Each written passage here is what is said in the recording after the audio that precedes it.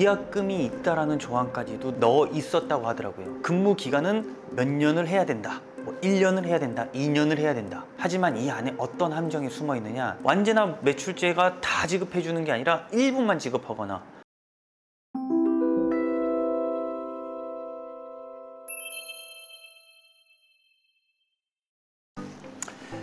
안녕하세요, 화물직업전문학교 안실장입니다. 자, 오늘은 많은 기사님들이 물어보고 있는 질문, 바로 운수회사 어떻게 알아봐야 될까요? 그것보다 더 중요한, 어떻게 골라야 될까요? 자, 그러니까 운수사를 어떻게 선택해야 되는지 이 주제로 이야기를 조금 나눠보겠습니다. 자, 처음 시작하는 분들, 특히 우리 초보 기사님들은 조금 광고글만 보고서 덜컥 계약하시는 경우가 굉장히 많습니다. 그러고 나서 그거에 대한 이제 피해를 전적으로 또 말씀하시고, 어떻게 되돌릴 수 없냐 이렇게 말씀하시는데, 이게 문제는 광고가 잘못됐다라는 얘기보다도요, 선택을 잘못하셨다라는 표현을 쓰는 게 맞습니다.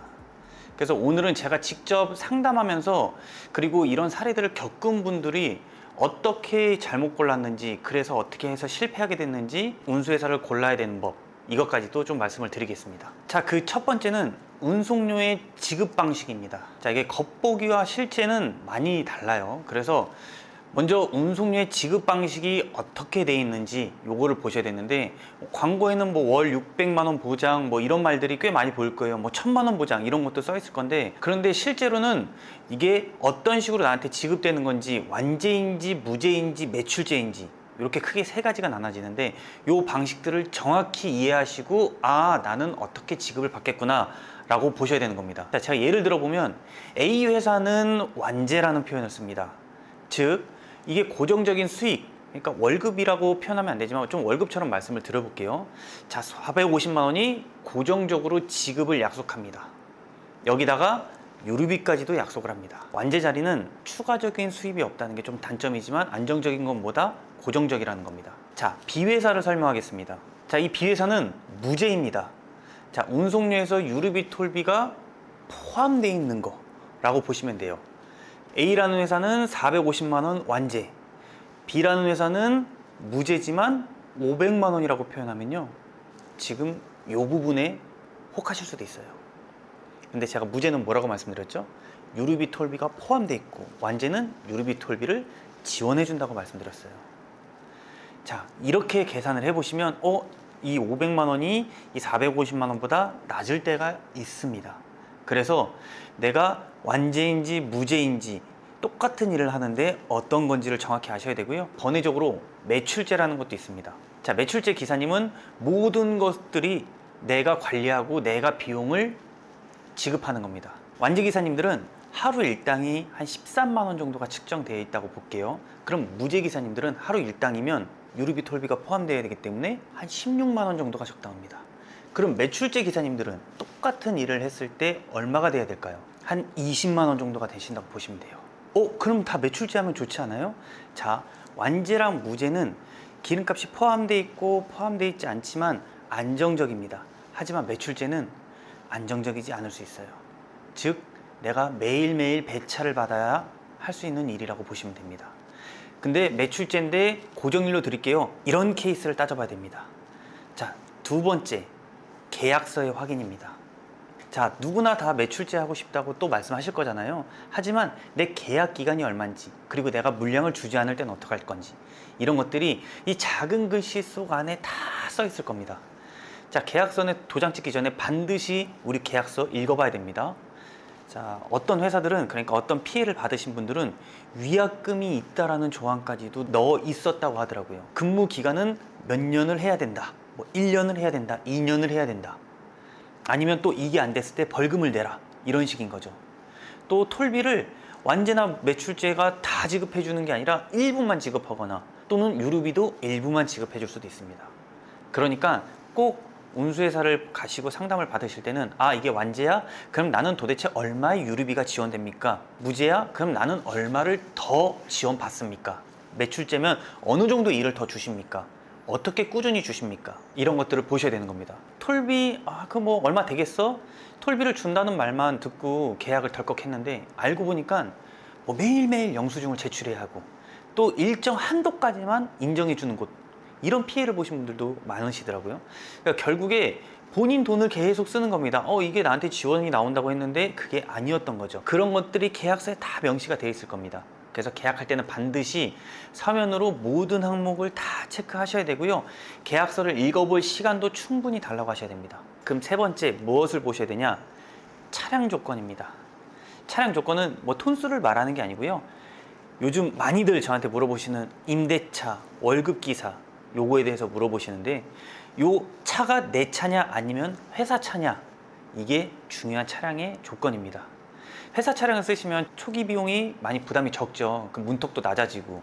하지만 이 안에 어떤 함정이 숨어 있느냐, 매달 렌트비가 여기 포함되어 있고요. 그리고 관리비도 포함되어 있고요. 차량 손해 시 배상하는 책임까지도 붙습니다. 다른 비용까지도, 차량 감가적인 비용까지도 사장님한테 지급하라고 할 수도 있습니다. 자, 예를 들어 5톤 트럭을, 회사 차량을 우리가 빌려서 쓴다고 생각해 볼게요. 그럼 한 달에 렌트비가 한 100만 원 정도 나갈 거고요. 근데 이거를 3년만 쓰더라도 3,600만 원입니다. 3년이면요, 이 3,600이면 중고차 괜찮은 것도 뽑으실 수 있습니다. 나 무조건 임대차 해야겠다, 월급기사 해야겠다가 아니라요, 내 상황에 맞는 것을 찾고 들어가셔야 되는 겁니다. 그리고 팁 하나 더 드리면요, 내가 월급기사로 일하시잖아요. 반드시 4대 보험을 들으셔야 됩니다. 우리 4대 보험 안에 뭐가 있죠? 산재가 있습니다. 내가 임대차를 쓰시는 분들은 본인이 사업자를 내실 거고, 지입기사님들도 사업자를 내셔가지고 이제는 산재가 필수로 가입이 되시는데요, 월급기사를 하시겠다 하시면은 반드시 물어보셔야 됩니다. 그리고 월급기사는 또 뭘 받을 수 있죠? 퇴직금도 받으실 수도 있습니다. 월급기사가 그럼 엄청 좋은데 이 안에는 뭐가 들어가 있다?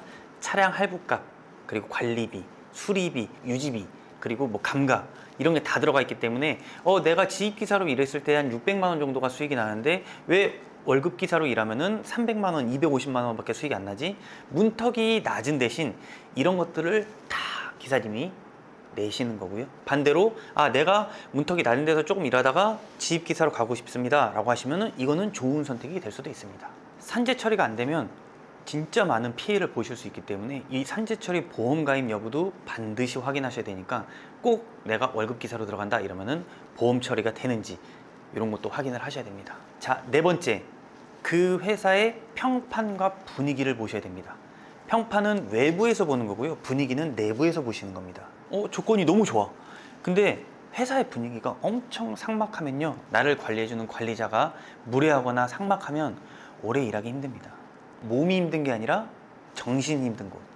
그러니까 꼭 커뮤니티나 뭐 카페, 네이버, 유튜브 이런 데 다 후기를 꼭 찾아보시고요. 자, 다섯 번째, 좀 지역과 업종별 차이라고 제가 좀 말씀을 드리고 싶은데, 그러니까 똑같은 업종인데 지역에 따라서 단가가 조금 다를 수도 있어요. 하지만 이 단가가 다른 거는 어떻게 확인하면 되냐?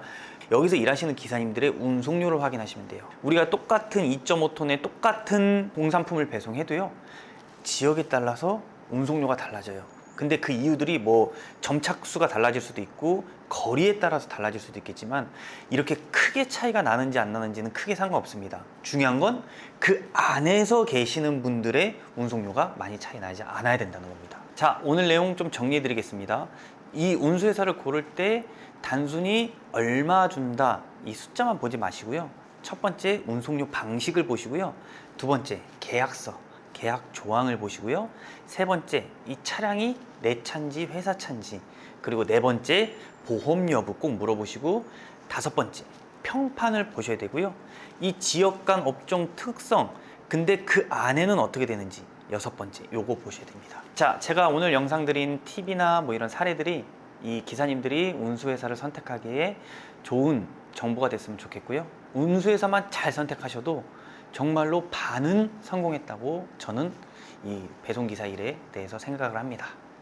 자, 오늘도 영상 시청해 주셔서 감사하고요, 다음에 더 좋은 영상으로 찾아뵙겠습니다. 이상 화물직업전문학교의 안 실장이었습니다. 감사합니다.